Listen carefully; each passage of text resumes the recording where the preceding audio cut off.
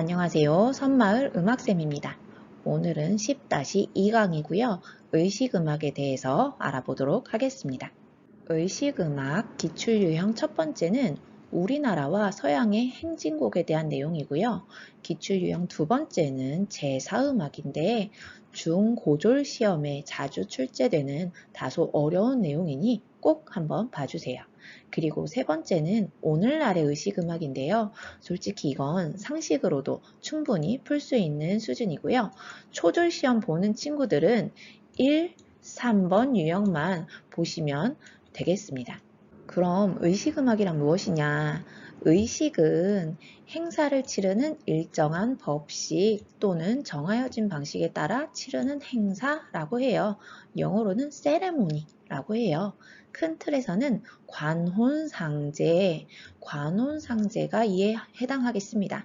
관은 관직에 오를 때, 그리고 혼은 혼이 날 때, 그리고 상은 누군가 죽었을 때, 그리고 제는 예배를 드릴 때, 제사를 지낼 때 쓰이는 음악이겠죠.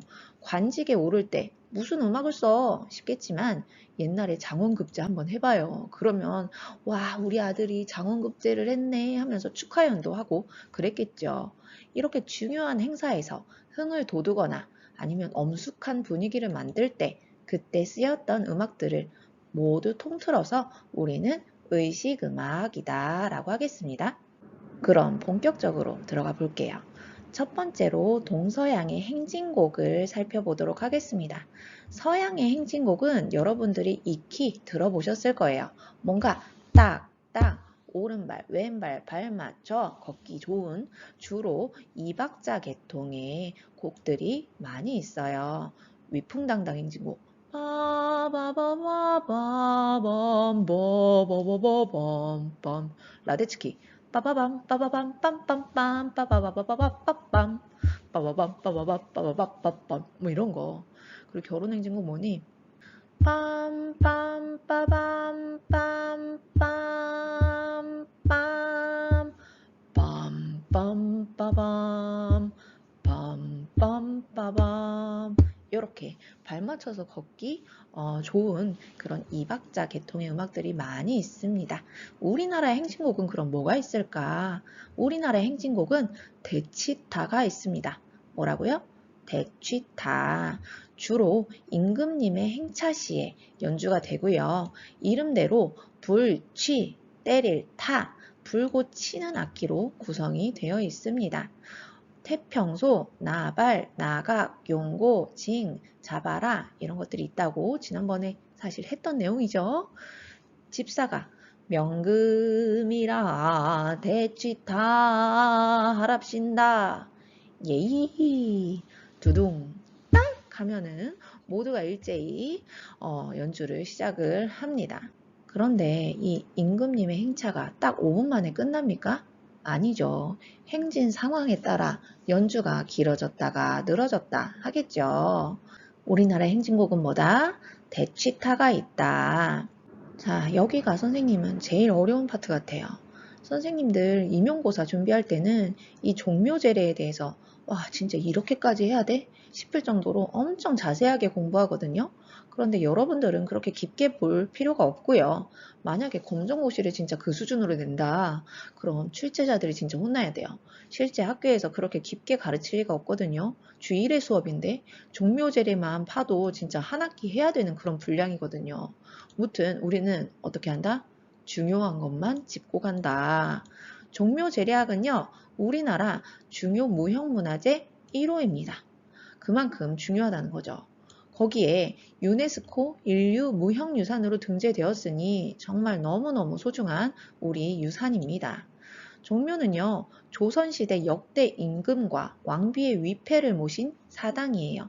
가끔 영화에서도 등장하는데 건축물도 되게 독특해요. 보세요. 엄청 길고요. 이 방 한 칸 한 칸에 제사상을 차려놓고 제사를 지냅니다. 조선이 무슨 국가였죠?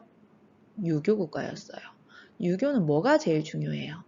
충, 효가 가장 중요해요.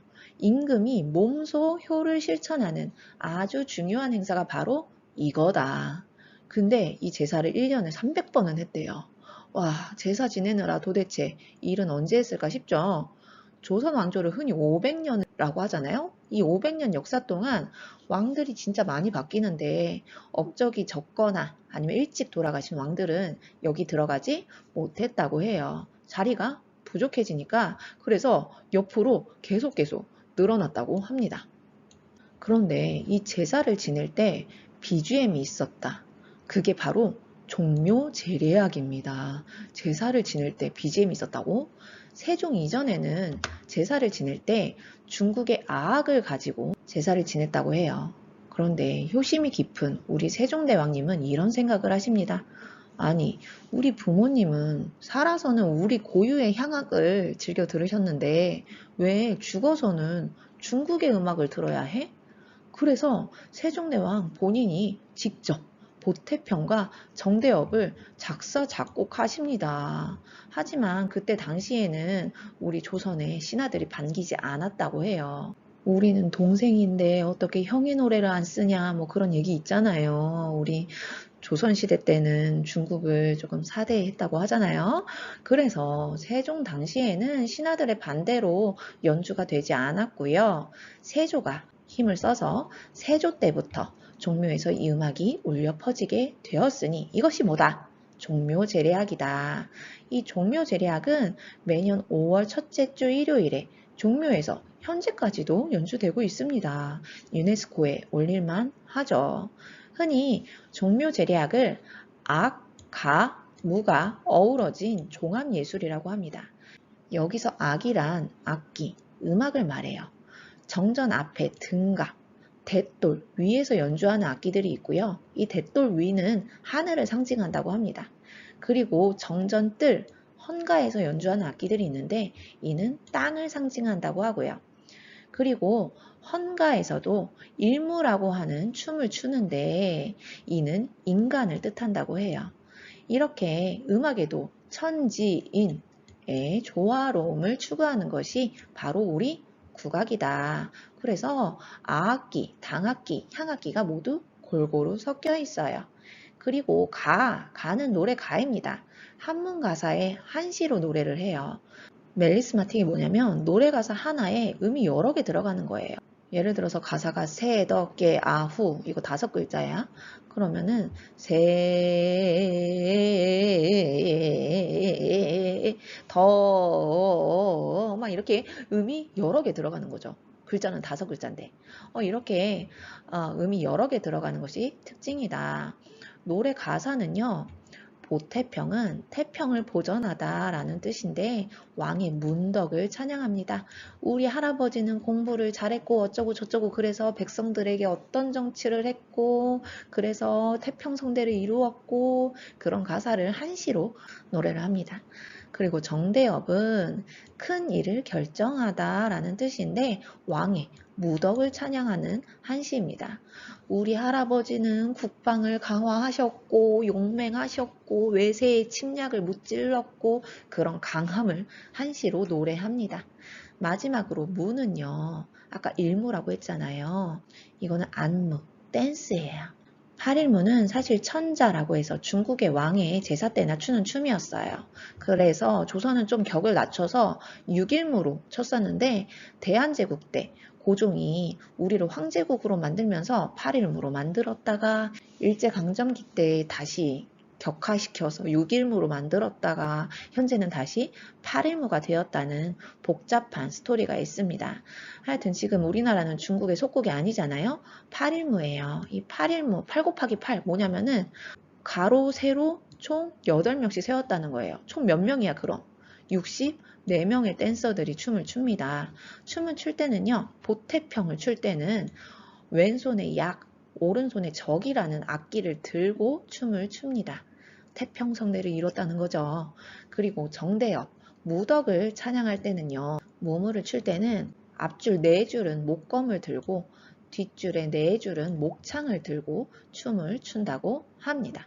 자, 다음 문묘제례 알아보겠습니다. 아까 종묘는 어디라고 했어요? 왕과 왕비를 모신 사당이라고 했어요. 문묘는 뭐냐면 문선왕묘의 약자입니다. 여기서 문선왕은 뭐냐면 공자를 뜻해요. 즉 공자와 그 제자, 유학자들의 제사를 문묘제례라고 합니다. 문묘제례학의 다른 말은 문묘학, 석전학, 응한지학이라고도 하고요. 2월, 8월에 성균관, 오늘날의 성균관 대학교에서 실제로 연주가 됩니다. 개강 전에 우리 선배님들처럼 열심히 학문을 갈고 닦겠습니다 하고 마음을 가다듬는 그런 의식이라고 보시면 됩니다. 이 문묘제례도 마찬가지로 악, 가, 무로 이루어진 일종의 종합예술입니다.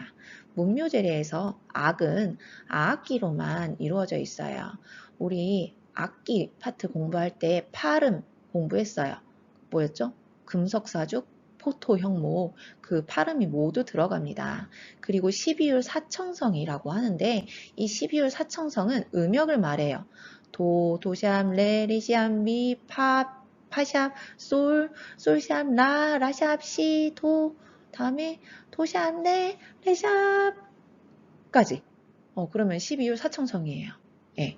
중국의 음역이 12율 사청성이거든요. 음역이 여기까지밖에 없어요. 예, 그래서 이 음악이 누구의 음악이에요? 공자의 나라의 음악이잖아요. 예, 중국의 12율 사청성 그리고 칠음음계를 사용을 합니다. 그래서 뭐 더 그 이상 미, 파, 솔 절대 안 나온다. 그리고 칠음음계이다. 우리나라는 오음음계인데 칠음음계네.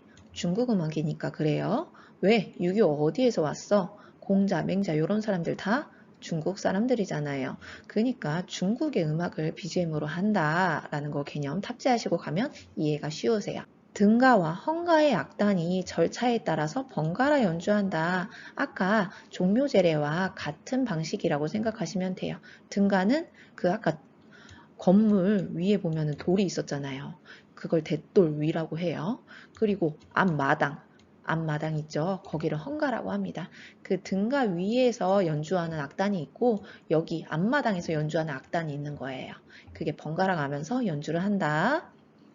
그리고 노래 한문 가사에 한시를 노래를 하는데 사자 19, 8구 1장이라고 써있죠. 이건 뭐냐면 사자, 네 글자가 하나의 구를 이루고 있고 이게 8개의 구가 모이면 이게 노래 한 곡이 된다라는 뜻이에요. 아시겠죠? 일자 이름의 규칙적인 길이를 가지고 있다. 여기 보세요. 도, 라, 솔, 미 다 똑같은 길이를 가지고 있어요.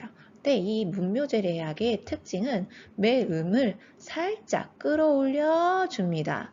도, 라, 솔, 미 이런 식으로요. 진짜 그러냐고? 네, 진짜 그래요. 나중에 들어보세요. 그리고 주음으로 시작해서 주음으로 끝난다. 이게 뭘까요? 주음, 여기 첫 시작음을 말합니다. 도로 시작해서 도로 끝났다. 그리고 미로 시작해서 미로 끝난다. 요 말입니다.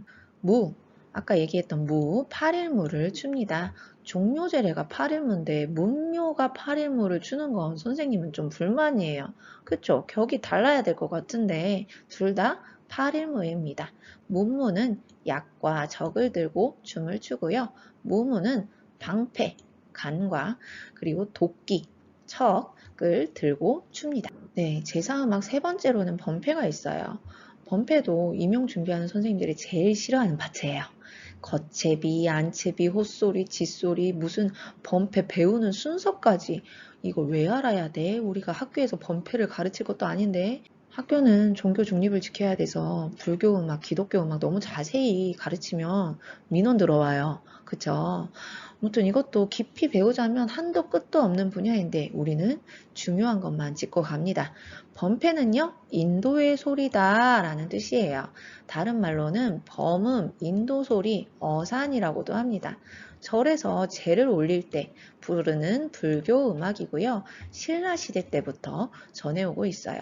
신라는 국교가 뭐야? 불교다. 이건 마치 8, 9세기 리듬과 화성이 없는 단선율의 그레고리안 성가와 좀 비슷하다고 생각하면 돼요. 마치 읊조리듯이 불경을 외거든요. 근데 이 번패는 보통 한문으로 된 가사를 외는데 그런데 화청과 회심곡은 또 달라요. 이건 조선 후기부터 전해오는데 불교 포교의 한 방편으로 쓰였고 한글 사설로 되어 있다는 것이 특징입니다. 일반 백성들이 한문 사설 알 수 있어요? 없어요. 까막눈이야. 몰라요, 몰라. 근데 쉬운 한글로 가사가 되어 있으면 그 가사에 감동이 있으면 전도가 되고 그렇겠죠. 여러분들이 범패에서 꼭 아셔야 될 거. 범패는 신라시대 때부터 전해지는 불교 음악이다. 이거 기억해 주시면 되겠어요. 네, 마지막으로 오늘날의 의식음악 간단하게 보자면요. 우리 개학식, 방학식 이런 행사 때 꼭 부르는 거 뭐 있죠? 애국가, 순국선열 및 호국 영령에 대한 묵념 이런 것도 사실 다 의식음악이에요. 그리고 결혼식 때 딴딴따단 딴딴따단 이것도 사실 행진곡 의식음악이고요. 졸업식 때 안녕은 영원한 헤어짐은 아니겠지요 이런 거 부르는 것도 다 의식음악이다. 이처럼 음악은 우리 일상생활에서 긴밀하게 사용되고 있다. 이거 여러분들 그냥 몸으로 아시고 경험으로 아시고 상식으로 다 아시는 내용이죠. 네, 여기까지 우리 의식음악 모두 살펴보았고요. 다음에는 기출분석 한번 해보도록 하겠습니다. 수고하셨습니다.